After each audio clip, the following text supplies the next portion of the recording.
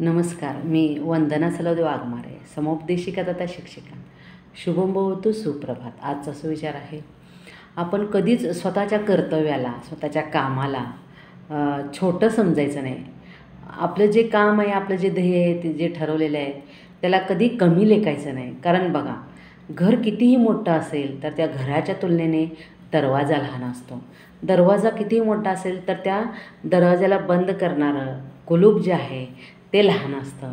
आणि कुलूप कितीही मोठं असेल तरी त्याची चावी जी असते ती खूप लहान असते. पण त्या छोट्याशा चावीने एवढं मोठं घर किंवा एवढा मोठा बंगला उघडण्याची ताकद त्या चावीकडे असते. म्हणून आज आपले छोटे छोटे कर्म आहेत, छोटे छोटे कर्तव्य आहेत आपण करत आहे, किंवा छोटे छोटे विचार आपण आपल्या वाणीद्वारे, आपल्या बोलण्याद्वारे इतरांपर्यंत पोचत आहोत, तर ते छोटे छोटे आहेत म्हणून आपण त्यांना तुच्छ लेखायचं नाही. कोण जाणो ते छोटे विचार, ते छोटं काम, ते छोटं कर्तव्य कधी डोंगरा एवढं किंवा पहाडा एवढं होईल हे सांगता येत नाही.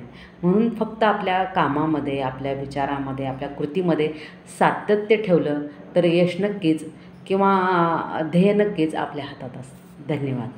शुभम भवतु, स्वयं भव.